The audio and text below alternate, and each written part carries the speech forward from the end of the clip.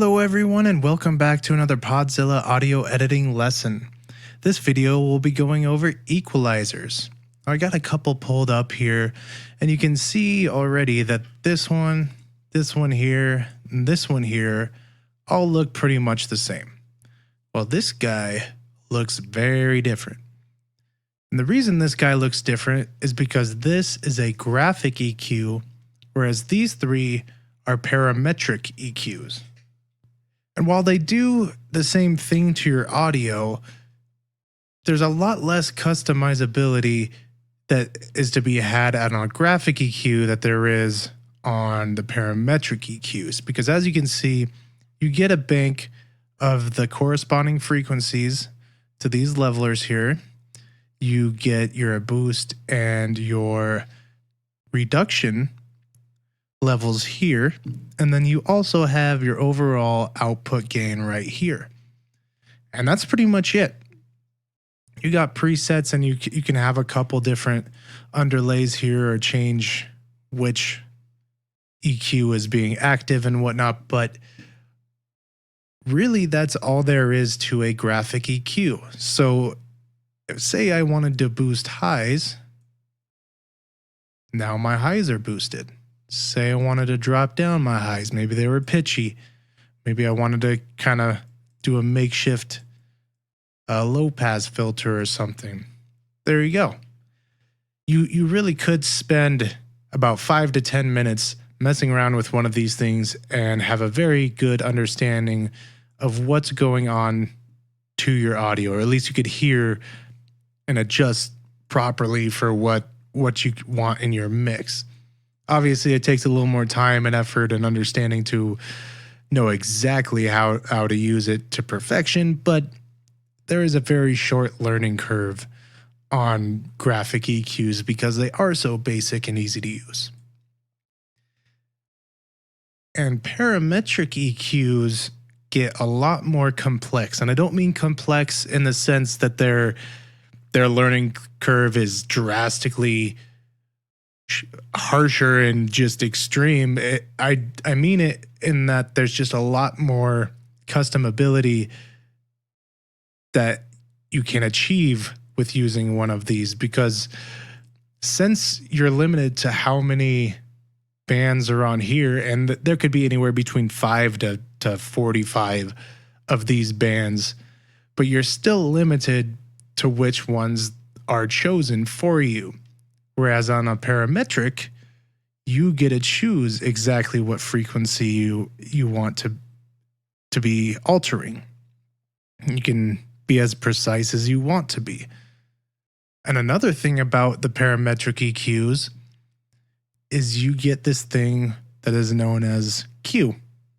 And all Q is the ratio of the selected frequency and the bandwidth. Just basically that little thing there. It shows a nice visual for you. The lower the Q level is, the wider your bandwidth is. So now you're affecting a lot more of these frequencies, whereas you tighten it up a little bit, crank that up, now you're affecting a very small portion of these surrounding frequencies. On a graphic EQ, your Q is set for you. You're stuck with whatever the Q setting is. So you lose a lot of that customizability. Now, I guess we could just go ahead and kind of start using one of these. I do have a track loaded up here. House, hear me. He paused. So let's just go through. Let's do a high pass. And what a high pass filter is high frequencies passing. You'll notice all the low frequencies, wherever you set this, anything below where you set your filter is going to be dropped out. And let's hear it with the audio. House, hear me. He paused and raised his hat as he said solemnly, "Then I fear we are too late." So as you can see, the lows, depending on where you put it, just really start to drop out. And that's where you get the term high pass. It's on the low side, but it is called a high pass. And you can do the same thing over here. You can do a low pass where only the low gets passed. And you can also adjust this slope. And what these numbers correspond to, actually, let me jump to this guy because this one actually says decibel level versus octave. So that's the ratio that they are dropping those low or high frequencies out at. 72 decibels per octave, 24 decibels per octave, 12 decibels per octave, and 6 decibels per octave. Oops. Let's keep that on. Let's keep this off, actually. Put those in the right order. So on this one, you get the same. You got the 6 for the nice slow drop off. You got the 12, the 24, and the 48 for a nice super steep roll off. And so let's run with the highs real quick. The house, hear me.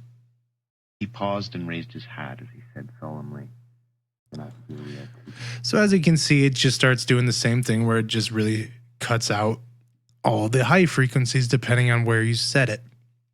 Now with vocals, personally, I like to start right around 80 hertz because a lot of this stuff for the high pass filter, because a lot of this stuff, if you are not recording in a studio and you're recording in your basement where maybe you have an AC unit, or maybe you have your furnace because it's wintertime right now, or maybe you're recording really close to your computer that's on your desk a foot away from your microphone because that's just how you have to do it, or whatever the scenario.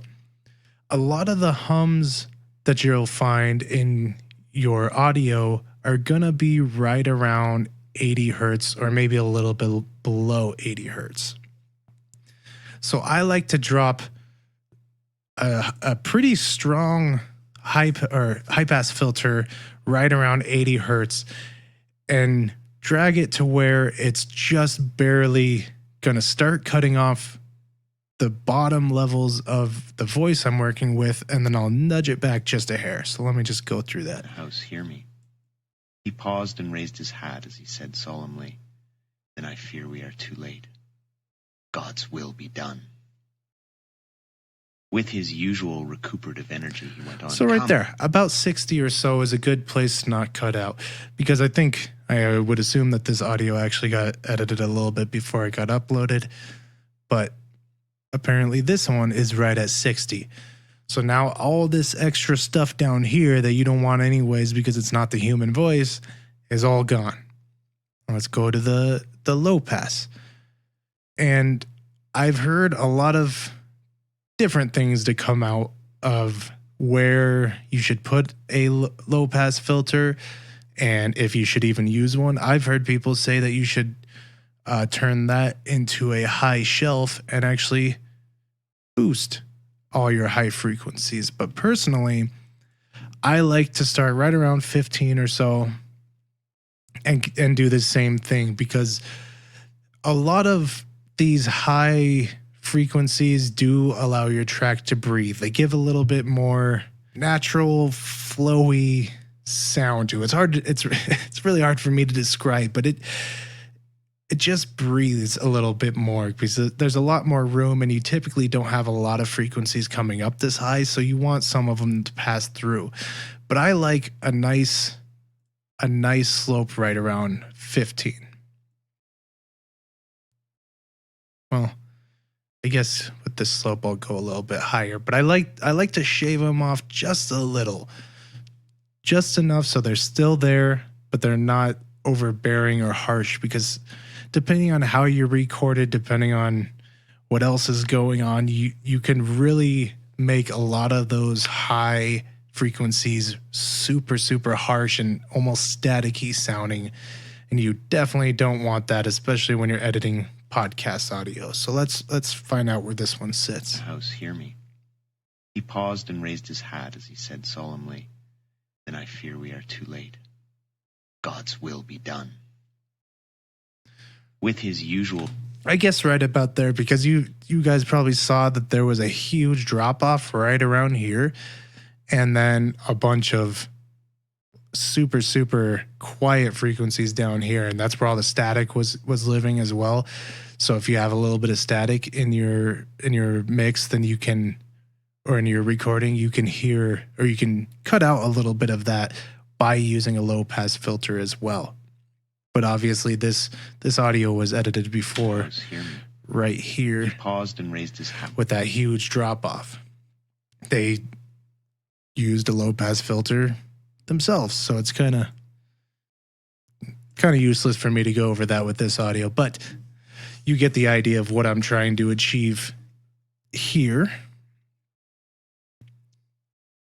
And that would be my first equalizer. I like to use equalizer stages. I like to have a low pass, high pass stage, and that's what I open it up with to get the exact audio that I want, to narrow it down just a little bit, just to cut out the hums, just to cut out any of the high hisses or the static or anything.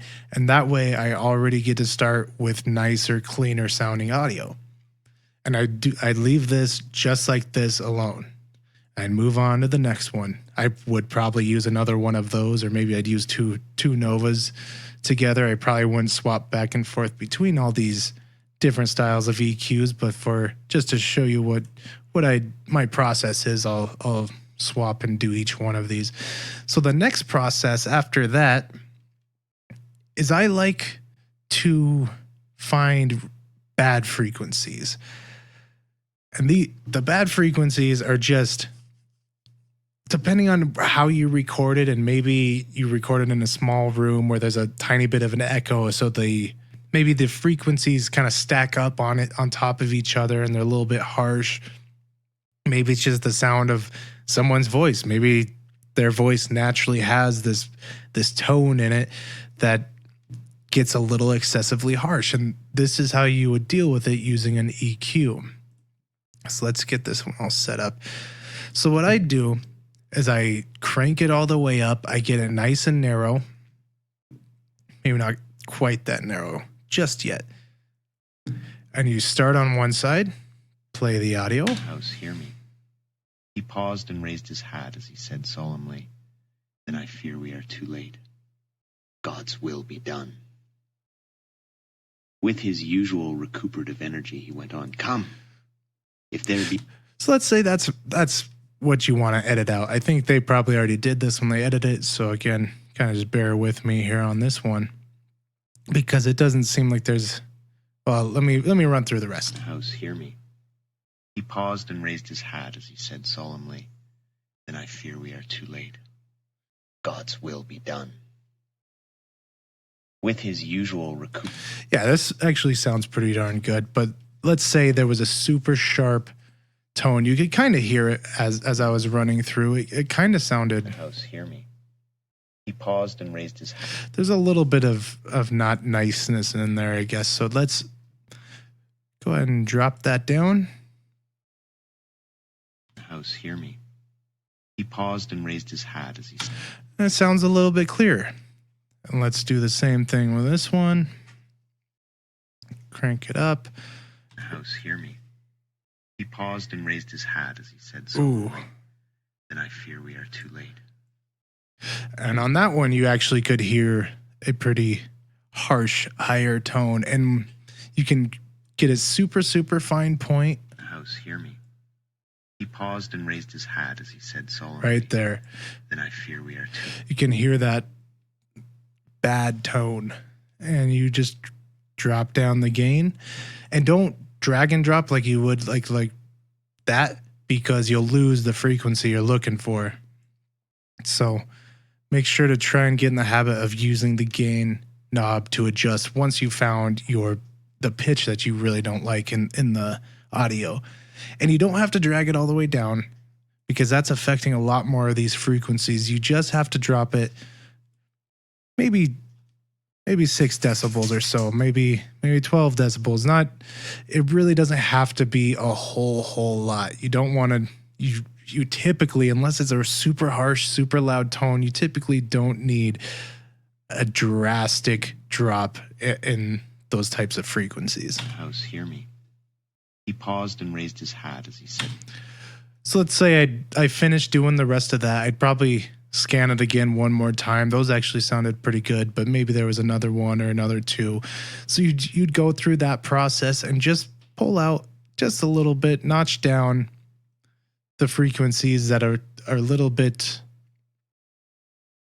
aggressive in your ear, I guess. And then finally, what you can do, let's get rid of that guy. On my final EQ that I like to use,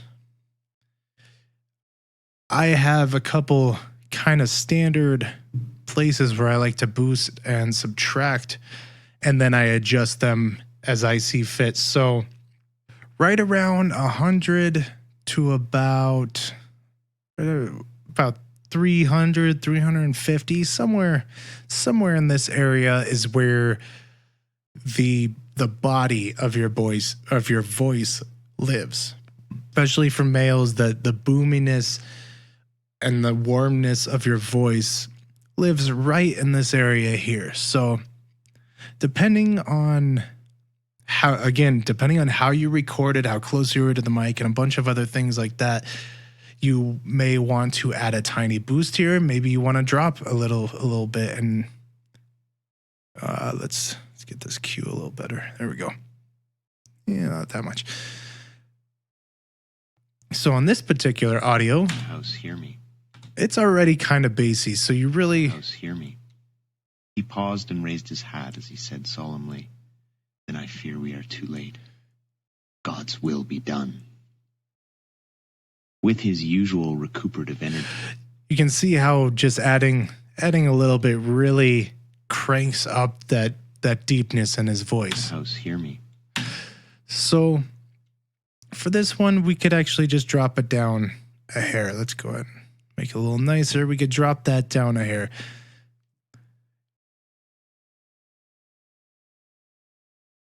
The next step is right around the 600 to 3000 range. And depending on, again, how you recorded everything, this area can get super nasally, and it's also where a lot of reverb or reflection can show up in your mix as well, or in your recording as well. Depending on where you recorded, how good your room or studio is with acoustics and dampening and whatnot, you may find that a little boost here might help. You might also find that a pretty heavy dip can also help. I typically like to start with the dip and work my way up.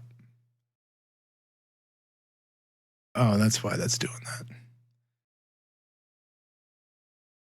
So let's see, let's go right around here. So right in the middle of the 600 to 3K. House, hear me. He paused and raised his hat as he said solemnly, "Then I fear we are too late. God's will be done." With his usual recuperative energy, he went on, "Come. If there be no way open to get in, we must make one. Time." There we go. I think the dip was sounding a little bit better. You can hear...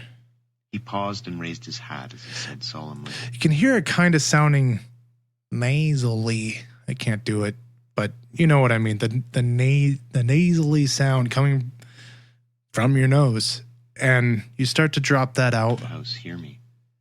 He paused and raised his hat. It sounds a little bit more clear.